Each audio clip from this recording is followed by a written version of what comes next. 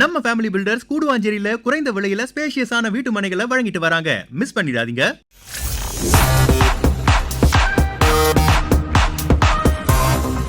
Sports video நியூஸுக்கு வணக்கம். Sathya present sports videos the boundary line show with Muthu special partners நம்ம family filters.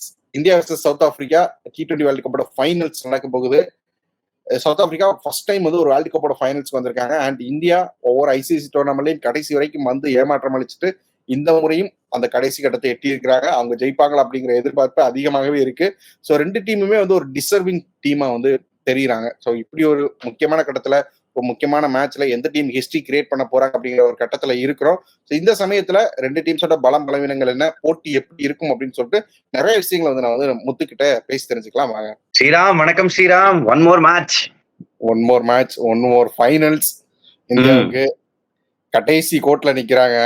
இந்த கடைசி ஒரு 90 மீட்டர்ஸ் ஒழுங்கா ஓடிட்டு இந்த கடைசி 10 மீட்டர்ஸ்ல தான் எப்போதும் சொதப்புவாங்க. இந்த வாட்டி என்ன நடக்க போகுது? சொதப்புவாங்கன்ற வார்த்தை நான் எதிர்பார்க்கல ஸ்ரீராம் உங்ககிட்ட இருந்து. டோர்னமெண்ட் ஆரம்பிச்சப்ப செமிஃபைனல் வரைக்கும் வந்துருவாங்க, இப்ப சொதப்புவாங்க. இந்த ஜமீன் கோட்டைன்னு ஒரு படம் பாத்திருக்கீங்களா? நான் கூட ரிவ்யூ பண்ணிருக்கேன் வைப்லெட் செம்லெட்ல. அதுல வந்து ஒரு தாத்தா கேரக்டர் ஒருத்தர் வருவாரு.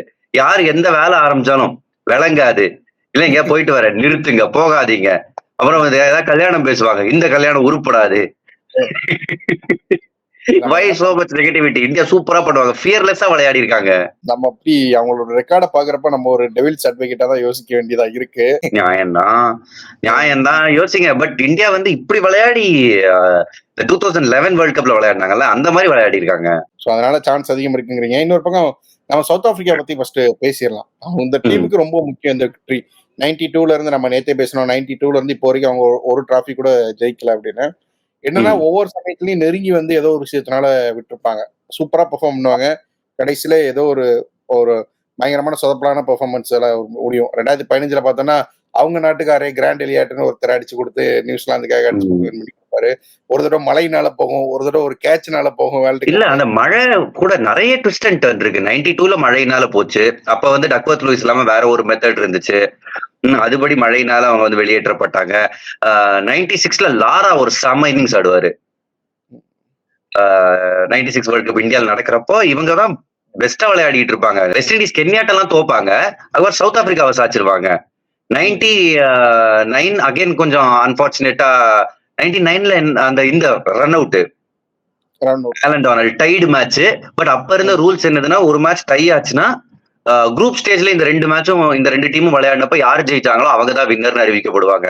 சோ உண்மையிலேயே அந்த மேட்ச் ஆஸ்திரேலியா ஜெயிக்கல, அது டைடு மேட்ச். அவங்க அதுக்கப்புறம் உள்ள போய் ஃபைனல் ஜெயிச்சாங்க, ஒன் சைடட் ஃபைனலா இருந்துச்சு. சொன்னது நீ கேட்ச விடல, வேர்ல்டு கப் விட்டேன்னு சொன்ன அந்த இந்த சீரிஸ் தானே நீங்க சொல்ற 99 தானே? ஆமா 99. அவர் கிப்ஸ் வந்து கேட்ச் விடுவாரு, ஸ்டீவ் வாஸ் சூப்பரா விளையாடுவாரு. பட் அதுல லான்ஸ் க்ளூஸ்னர் ஆடல இன்னிங்ஸ் இருக்கே சூப்பர். இன்ஃபேக்ட் நிறைய பேர் வந்து ஆலன் டொனால்ட் வந்து அந்த ஓடுற காட்சி மட்டும் தான் நமக்கு ஞாபகம் இருக்கும். ஏன்னா ஹைலைட்ஸ்ல நிறைய தடவை போட்டு காமிப்பாங்க ஆலன் டொனால்ட் ஓடலன்னு. ஆக்சுவலா அந்த மேட்ச் பார்த்தேன்னா முந்தின பால் என்ன நடக்கும்னா, இதே மாதிரி ஒரு பால் போகும், டொனால்ட் ஓடிடுவாரு, க்ளூஸ்னர் வேண்டான்னு நிப்பாட்டுவாரு, அதுக்கப்புறம் டொனால்ட் திருப்பி வருவாரு. சோ இந்த மாதிரி நடக்க வேணாம் தான் ஒரு பாலை பாப்பாரு. ரொம்ப அன்பார்ச்சுனேட். ஒரு டைடு மேட்ச்ல ஆஸ்திரேலியா உள்ள போனாங்க. 2003 வேர்ல்ட் கப் இன்னும் ரொம்ப அன்பார்ச்சுனேட். அதாவது டக்வர்த் லூயிஸ் மெத்தட் படி ஒரு ஷீட் கையில கொடுத்துட்டாங்க. இது சவுத் ஆப்பிரிக்காலே நடக்கிற வேர்ல்டு கப்.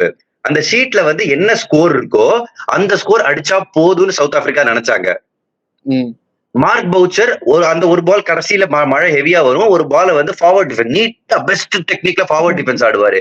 பட் அவங்களுக்கு தெரியாத விஷயம் என்னன்னா, டக்வர்த் லூயிஸ் ஷீட் கொடுப்பாங்களே மேட்ச் ரெஃப்ரி, அதை தாண்டி ஒரு ரன்னாவது நீங்க அடிச்சிருக்கணும்னு. பார் ஸ்கோரை விட ஒரு ரன் அதிகமா அடிக்கணும். அது ஷீட்ல இருந்து இவங்க ஷீட்டை படிச்சும் அதை விட ஒரு ரன் அதிகமா அடிக்கணும்னு அவங்க தெரியாம லுக்க வைப்பாங்க. பவுச்சர் ஈஸியா இருந்த ஃபார்முக்கு ஒரு ரன் அடிச்சிருப்பாரு. சோ அதுல வந்து ஸ்கோர்ஸ் லெவலா இருக்கும்ன்றதுனால சவுத் ஆப்பிரிக்கா வெளியேற்றப்பட்டாங்க. இதே மாதிரி சீரீஸ் ஆஃப் அன்பார்ச்சுனேட் ஈவெண்ட்ஸ் நடந்திருக்கு. ரொம்ப அன்லக்கியா இருந்திருக்காங்க சவுத் ஆப்பிரிக்கா. ஒரு சில தடவை மோசமா விளையாடி இருக்காங்க, பட் ஒரு சில தடவை ரொம்ப அன்லக்கியா இருந்திருக்காங்க. இந்த வாட்டி நீங்க பாத்தீங்கன்னா நம்ம ஒவ்வொரு தடவையும் பார்த்தோம் இந்த மாதிரியான கடைசி கட்டத்துல சொதப்பல்கள்லாம் நடக்கிறதுக்கு வாய்ப்புகள் இருந்துச்சு. அதெல்லாம் ஒவ்வொரு கட்டத்திலையும் தாண்டி வந்திருக்கிறாங்க சக்சஸ்ஃபுல்லா. கடைசி இந்த தடவை ஆரம்ப கட்டத்தில இருந்தே சொதப்படுறதுக்கான வாய்ப்புகள் இருந்துச்சு, அதை வந்து கடந்து வந்திருக்காங்க சவுத் ஆப்பிரிக்கா. வெரி ஃபர்ஸ்ட் மேட்ச்ல இருந்து ஸ்ரீலங்கா கூட நினைக்கிறேன், அதுலயே வந்து ஒரு 80 நம்ம தான் டார்கெட், 17th ஓவர் வரைக்கும் எடுத்துட்டு போய் தான் வின் பண்ணுவாங்க. அப்படி ஒவ்வொரு மேட்ச்ல நேபாள் கூட ஒரு ரன்ல விக்டரி, முதுகுல பட்டு கையில வந்து ஜெயிச்சாங்க. வழக்கமா அன்லக்கியா இருக்கிற சவுத் ஆப்பிரிக்கா லக்கியா இருந்தாங்க. லக்கியா இருந்தாங்க. அவங்களுக்கான விஷயங்களை அந்த கடைசியில மொமெண்ட்ஸை வந்து தங்களுக்கான மாத்திக்கிறாங்க, சின்ன சின்ன மொமெண்ட்ஸ் அந்த வாட்டி சரியா. ஸோ இது ஒரு பெரிய ஃபேக்டரா இருக்குமோ மேபி ஃபைனல்ஸ் க்ளோஸா போற பட்சத்துல. நம்ம இப்படிதான் பேசணும் செமிஃபைனல்ஸ், பட் செமிஃபைனல்ஸ் போகல, பட் ஃபைனல்ஸ் போற பட்சத்துல அந்த மொமெண்ட்ஸை கேப்சர் பண்ணிக்கிறாங்களா, அந்த கடைசி 3 ஓவர்ஸ் எஸ்பெஷலி பார்ட்னர்ஷிப்ஸை கரெக்டா பிரேக் பண்றாங்க, புது பேட்ஸ்மேன்ஸை உள்ள வர வைக்கிறாங்க, கேட்ச் பயங்கரமா பிடிக்கிறாங்க. ஸோ பவுலிங் ரொட்டேஷன் நல்லா இருக்கு. ஸோ இந்த விஷயங்கள்லாம் வந்து ஒரு ஒரு அவங்களுக்கு ஒரு எட்ஜ் கொடுக்க வாய்ப்பு இருக்கும். ரொம்ப நல்ல பாயிண்ட் நீங்க சொன்னது. அதாவது இந்த மாதிரி கிளட்ச் மூமெண்ட்ஸா விடுற டீம் தான் சவுத் ஆப்பிரிக்கான்னு இது வழக்கமா வந்து ஒரு பேச்சு இருக்கு. அது எல்லாம் இந்த தடவை நல்லா பண்ணிருக்காங்க அண்டர் மார்க்ரம். நீங்க சொன்ன மாதிரி கேட்சிங் பிரில்லியண்டா இருந்தது. 2 மேட்ச்ல ஐடன் மார்க்ரம் கடைசியில க்ளோஸ் மேட்ச்ல கேட்ச் பிடிச்சே ஜெயிச்சு கொடுத்திருக்காரு. அண்ட் போலிங் இந்த தடவை தரமா இருக்கு. அவங்க விளையாடுற பிச்சர்ஸ் என்னதுன்னு தெரியல, அது வந்து சீமர் ஃப்ரெண்ட்லியாவே அமைஞ்சிருது நிறைய தடவை. ஒன்னு நியூயார்க்ல மெஜாரிட்டியா விளையாடுனாங்க, அண்ட் வெஸ்ட் இண்டீஸ் வந்ததுக்கு அப்புறமும் அவங்க விளையாடுற பிச்சர்ஸ்ல கொஞ்சம் சீமர்ஸ்க்கு ஏதோ இருந்துச்சு. அதுல ரபாடா, நார்கியா சூப்பரா போலிங் போட்டிருக்காங்க, and Shamsi brilliant. And South ஆப்பிரிக்காவோட போலிங் அட்டாக் பத்தி பேசுறீங்க, ஆல்மோஸ்ட் சிமிலர் டு இந்தியா தானே. நம்ம வந்து இங்க அங்க சம்சி மகாராஜானா, இங்க வந்து நம்ம குல்தீப் அக்சர் வச்சிருக்கிறோம், பும்ரா இருக்கிறாரு, அங்க ரபாடா இருக்கிறாரு, இங்க ஒரு நோர்கியானா நம்ம ஹர்ஷ்தீப் இருக்கிறாரு. எல்லாருமே ஒரு மாதிரி ஆல்மோஸ்ட் ஈக்குவல் சைடு அப்படிங்கிற மாதிரி தான் தெரியுறாங்க. என்ன டிஃபரன்ஸ் 2 சைடுக்கு இருக்கும் பாருங்க. போலிங்னு வரப்போ இந்தியா வந்து ஸ்லைட்லி நான் வந்து பெட்டர்னு சொல்லுவேன். இப்போ இங்க ஹர்ஷ்தீப்னா யான்சன் இருக்காரு, பட் நார்கியாவோட எக்ஸ்பிரஸ் பேஸ் இந்தியா கிட்ட இல்ல. அங்க ஒரு ஹார்திக் பாண்டியா வராரு, பட் போலிங் மோரர்லெஸ் ஈக்குவல்.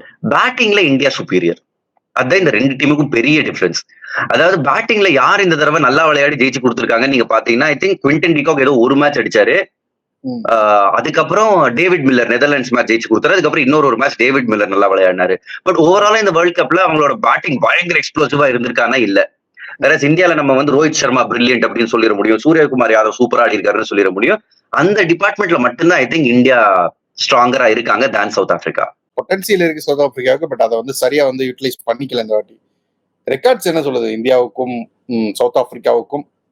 இந்தியாவுக்கு தாங்க பலம் அதிகம். நான் வந்து இன்னும் எக்ஸாக்டா எனக்கு படிக்கிறதுக்கான நேரம் கிடைக்கல, பட் இந்தியா தான் ரீசெண்டா கூட ஒரு சீரீஸ் நடந்துச்சு, அதுல இந்தியா 1 சைடடா ஜெயிச்சாங்க போன வருஷம்.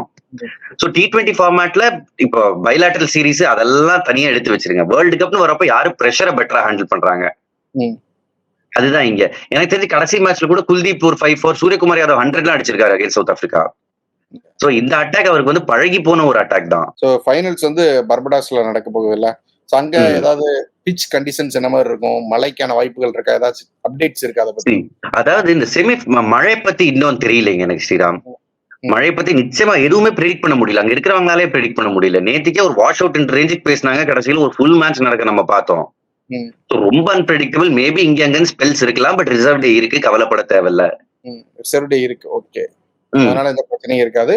ரிசர்வ் டேலயும் போய் மேட்ச் இல்லைனாலுமே வந்து டிராஃபி வந்து சேரதான் பண்ணிட்டு போறாங்க. ஆமா, நம்ம அந்த பாயிண்ட்ஸ் கணக்கெல்லாம் இங்க கிடையாது, அதனால வந்து எந்த பிரச்சனையும் கவலையும் தேவையில்லை.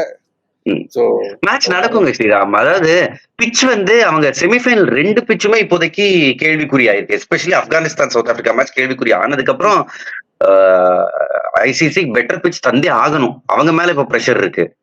ஏன்னா இந்த ஆப்கானிஸ்தான் சவுத் ஆப்பிரிக்கா மேட்ச் என்ன பண்ணாங்கன்னா, வழக்கமா ஐசிசி நாக் அவுட் மேட்சஸ்க்கு வந்து ஃப்ரெஷ் பிட்சஸ் தருவாங்க. இதுல பிரச்சனை என்னன்னா, ஃப்ரெஷ் பிட்ச், இந்த பிட்ச் எப்படி ஆடும் அவங்களுக்கே தெரியல. சோ மேபி ஒரு யூஸ்டு இருந்தா கூட இது இப்படி இருக்கும் அப்படி இருக்கும்னு சொல்லலாம்.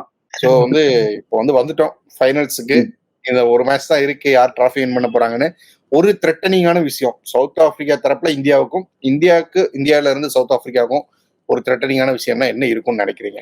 ஒரு பிளேயர் இல்ல, ஒரு விஷயம் ஏதோ த்ரெட்டனிங் இல்ல, யாரு பெட்டரா ஆடுறாங்க ஸ்ரீராம். எனக்கு தெரிஞ்சு சவுத் ஆப்பிரிக்கா அதாவது இந்தியன் பேட்டிங் அவங்களை வந்து அவுட் பேட் பண்றதுக்கான வாய்ப்புகள் இருக்கு. அண்ட் சேசிங் அவங்க வந்து என்னதான் ஜெயிச்சிருந்தாலும் இந்த டோர்னமெண்ட்ல அவங்க வந்து 4 மேட்ச் சேசிங்ல ஜெயிச்சிருந்தாலுமே 8 விளையாடி இருக்காங்க, 4 chasing win, 4 first batting win. But இன்னமும் சேசிங்ல பெரிய ஸ்கோர்லாம் அவங்க அடிக்கல. ஒரு 170 180 எல்லாம் சேஸ் அவங்க பண்ணல. வேற இந்தியா எப்பெல்லாம் ஃபர்ஸ்ட் பேட்டிங் பண்ணிருக்காங்களோ கிட்டத்தட்ட அந்த டோட்டல் அடிச்சிருக்காங்க. சோ டாஸ் வின் பண்ணி இந்தியா பேட்டிங் தான் போவாங்கன்னு நினைக்கிறீங்க? ஏன்னா ரோஹித் முக்கியமான கட்டங்கள்ல இந்த வாட்டி பேட்டிங் தான் போறாரு. சோ மேபி பேட்டிங் இருக்க வாய்ப்பு இருக்கா? ஒரு நல்ல ஆமா, 2 டீம் டாஸ் ஜெயிச்சாலும் ஃபர்ஸ்ட் பேட்டிங் தான் எடுப்பாங்க ஸ்ரீராம். ஆமா, சவுத் ஆப்பிரிக்காவும் பார்த்துருக்கோம், நல்ல டிஃபெண்ட் பண்ணியிருக்கிறாங்க இந்த சீசன் ஃபுல்லாவே. தான் அவங்களுக்கு பெரிய பலமாவுமே இருக்கு, அதனால போறது வாய்ப்புகள் இருக்கு. உங்க ஒப்பீனியன், உங்க கணிப்பை வந்து சொல்லுங்க. ஒரு லாஸ்ட் டைம் சொல்லுங்க. எனக்கு இந்தியா தான் ஜெயிக்கும்னு நினைக்கிறேன். பியோர் ரீசன் என்னதுன்னா இந்தியா வந்து இந்த தடவை ஒரு சில சேலஞ்சஸ் இந்த டோர்னமெண்ட்ல வந்தப்பெல்லாம் அந்த அண்டர் ரோஹித் சர்மா இந்த டீம் வந்து முதுகு காமிச்சிட்டு ஓடுற டீம் கிடையாது. ஒவ்வொரு தடவையும் சேலஞ்சை எதிர்த்து நின்று விளையாடி இருக்காங்க. அண்ட் இந்த team deserves to win the world cup. Last ஓடி வேர்ல்டு கப்பே பார்த்தோம், அதுலயே ரொம்ப டிசர்விங்கா இருந்து கடைசியில வந்து விட்டாங்க. இந்த வாட்டியும் நம்ம வந்து ரொம்ப அழகா இந்த மேட்ச் இது வரைக்குமான மேட்சை வின் பண்ணி இருக்கிறாங்க. பெருசா குறைகள்னு சொல்றதுக்கு இல்ல, சின்ன சின்ன விஷயங்கள் அங்கங்க இருந்தாலும் ஓவராலா பார்த்தோம்னா ரொம்ப நல்லா ஆடி இருக்கிறாங்க. டிசர்விங் டு வின் தான். பட் இன்னொரு பக்கம் சவுத் ஆப்பிரிக்காவுமே ரொம்ப நாள் கழிச்சு ஃபர்ஸ்ட் டைமா வந்து ஃபைனல்ஸ் வந்திருக்காங்க. அவங்க கிட்டயுமே பொட்டன்சியல் இருக்கு, அவங்களுமே டிசர்வ் டு வின் தான். அந்த டேல என்ன நடக்க போகுது அப்படிங்கறதா ரெண்டு டீமுமே. எக்ஸாக்ட்லி. எனக்கு என்னதுன்னா இந்த மாதிரி ஹை பிரஷர் கேம்ல நிறைய டீம்ஸ் வந்து இந்த கொத்தா விக்கெட் விடுவாங்க. அதாவது ஒரு விக்கெட் விழுந்தா டக்குன்னு இன்னும் 2 சேர்ந்து விழுவும். அது நடக்காம எந்த டீம் பாத்துக்கிறாங்களோ இந்தியாவே விட்டுருக்காங்களே முன்னாடி டோர்னமெண்ட்ஸ்லாம். அதுதான், அது நடக்காம பாத்துக்கணும்ன்றேன். அந்த ஒரு விஷயம்.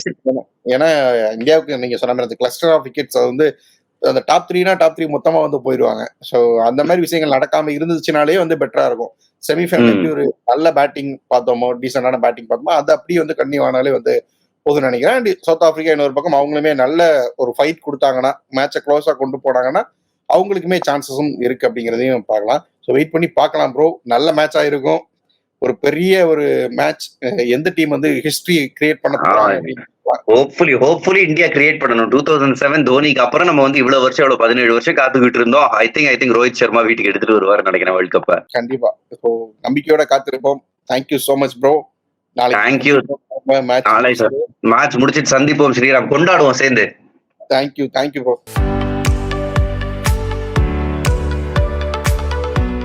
நம்ம நம்பிக்கைக்குரிய நம்ம ஃபேமிலி பில்டர்ஸ் கூடுவாஞ்சேரி பண்டூர் ஏரியாவுல நீங்க எதிர்பார்க்காத விலையில ஸ்பேஷியஸான வீட்டு மனைகளை வழங்கிட்டு வராங்க. மிஸ் பண்ணிடாதீங்க.